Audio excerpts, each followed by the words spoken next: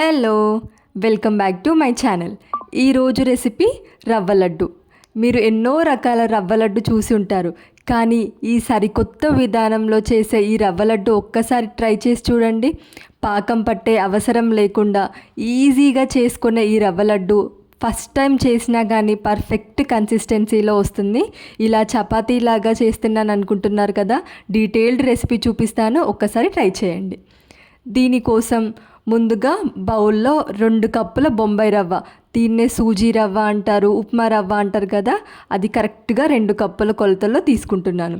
ఇప్పుడు ఇందులోనే కప్పు పాలు వేసుకుంటున్నాను. కాచి చల్లార్చిన పాలు తీసుకుంటున్నాను. సూజీ రవ్వ వాటర్ అయినా పాలైనా వెంటనే అబ్జర్వ్ చేస్తుంది. సాఫ్ట్గా అనిపిస్తే ఇంకా పాలేమీ యాడ్ చేయవసరం లేదు. నేను ఇక్కడ 2 టేబుల్ స్పూన్స్ పాలు మాత్రమే యాడ్ చేస్తున్నాను. ఇప్పుడు రవ్వ మొత్తం కలిసేలా బాగా మిక్స్ చేసుకోవాలి. ఇలా సాఫ్ట్గా మిక్స్ చేసుకున్న తర్వాత ఇప్పుడు 15 నుండి 20 నిమిషాల వరకు ఈ రవ్వని సెట్ అవ్వనిద్దాము. ఈలోపు రవ్వ లడ్డులోకి వేసుకోవడం కోసం డ్రై ఫ్రూట్స్ని కట్ చేసుకోవాలి. నేను ఇక్కడ బాదం, జీడిపప్పు ఇంకా కిస్మిస్ తీసుకుంటున్నాను. చూసారుగా 15 నిమిషాల తర్వాత రవ్వ గట్టిపడింది. ఇలా పర్ఫెక్ట్ సాఫ్ట్ కన్సిస్టెన్సీలో లేదు అంటే మీరు ఇంకో 1 టేబుల్ స్పూన్ పాలనైనా కలుపుకోవచ్చు. నాకు మాత్రం పర్ఫెక్ట్గా సెట్ అయింది కాబట్టి నేనేమి యాడ్ చేయలేదు. బటర్ పేపర్ కానీ పాలిథిన్ పేపర్ పైన నెయ్యి అప్లై చేసి ఇలా తీసుకున్న వాటిని చపాతీ షేప్స్లో ఒత్తుకోవాలి. చేయికి నెయ్యి అప్లై చేసుకొని చపాతీ షేప్స్లో ఒత్తుకున్న దీన్ని ప్యాన్ పైన వేసి మీడియం ఫ్లేమ్లో లేదు అంటే లో ఫ్లేమ్లో అయినా 2 సైడ్స్ బాగా ఫ్రై చేసుకోవాలి. చిన్న చిన్న ఉండలుగా చేసి డీప్ ఫ్రై అయినా చేసుకోవచ్చు. తక్కువ నెయ్యితో చేసుకునే వాళ్ళు ఈ ప్రాసెస్లో చేసుకోండి.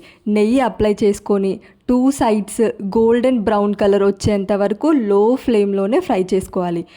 కొంతమంది నెయ్యి ప్లేస్లో ఆయిల్ యూస్ చేయొచ్చా అని అంటారు, కానీ స్వీట్స్ ఎప్పుడైనా నెయ్యితో చేసుకుంటేనే చాలా టేస్టీగా ఉంటాయి. ఇప్పుడు మిగతా అన్నిటినీ ఇలా చపాతీలా చేసుకొని చూసారుగా, చపాతీ మరీ పలచగా కాకుండా ఈ మందంలో చేసుకోవాలి. ఇవి చల్లారిన తర్వాత మిక్సీ జార్లో చిన్న చిన్న పీసెస్గా కట్ చేసుకొని ఇలా ఫైన్ పౌడర్గా గ్రైండ్ చేసుకోవాలి. ఇదే ప్రాసెస్ రిపీట్ చేయండి. ఇక్కడ చూపిస్తున్నట్టుగా రవ్వని ఇలా సన్నగా గ్రైండ్ చేసుకోండి. ఇంకా నెక్స్ట్ మిక్సీ జార్లో ఏ కప్పుతో అయితే రవ్వ తీసుకున్నామో అదే కప్పుతో కప్పు పంచదార తీసుకొని 2 ఇలాచీ వేసుకొని గ్రైండ్ చేసుకోవాలి. 2 కప్పుల రవ్వకి కప్పు పంచదార అయితే పర్ఫెక్ట్ కన్సిస్టెన్సీలో రవ్వ లడ్లు వస్తాయి. ఆ తర్వాత 2 table spoons desiccated coconut powder వేస్తున్నాను. ఇది లేకపోతే ఇంట్లో వాడుకొని ఎండు కొబ్బరి పొడినైనా వేసుకోవచ్చు. ఇలా వేసుకున్న అన్నిటినీ బాగా మిక్స్ చేసుకోవాలి. ఇలా మిక్స్ చేస్తుంటే షుగర్ పౌడర్ బాగా మిక్స్ అయ్యి ఈ కన్సిస్టెన్సీలోకి వస్తుంది. ఇంకా నెక్స్ట్ మనం డ్రై ఫ్రూట్స్ యాడ్ చేసుకుందాము. డ్రై ఫ్రూట్స్ ఫ్రై చేయడం కోసం 2 టేబుల్ స్పూన్స్ నెయ్యి తీసుకొని ముందు జీడిపప్పు ఇంకా బాదం వేసి ఫ్రై చేసుకుంటున్నాను. ఇవి కాస్త ఫ్రై అయిన తర్వాత కిస్మిస్ కూడా వేసుకొని ఫ్రై చేసుకోవాలి. ఇలా ఫ్రై చేసుకున్న డ్రై ఫ్రూట్స్ని ఈ రవ్వ మిక్చర్లో యాడ్ చేసుకొని మిక్స్ చేసుకోవాలి. ఈ రవ్వ మిక్చర్లో మనము నెయ్యి ఏమీ యాడ్ చేయవసరం లేదు, ఎందుకంటే ఆల్రెడీ మనం రవ్వ చపాతీని నెయ్యితోనే ఫ్రై చేసాం కాబట్టి. చూడండి, ఇలా ఒక్కసారి చేస్తే మనం లడ్డు చేసుకునే కన్సిస్టెన్సీలోకి వస్తే మాత్రం నెయ్యి యాడ్ చేయొద్దు, లేదు అంటే ఇంకో 2 టేబుల్ స్పూన్స్ వేసుకుంటే సరిపోతుంది. అంతే. ఇలా అన్ని రవ్వ లడ్లు చేసుకుంటే 1 మంత్ వరకైనా స్టోర్ చేసుకోవచ్చు. ఇప్పుడు వచ్చే శ్రావణ శుక్రవారాల్లో అమ్మవారికి నైవేద్యంగా కూడా ఈ రవ్వ లడ్లుని చేసుకోవచ్చు. చూసారుగా, పాకం పట్టే అవసరం లేకుండా మీరు ఫస్ట్ టైం ట్రై చేసిన ఇంతే సాఫ్ట్గా వస్తాయి ఈ రవ్వ లడ్డూలు.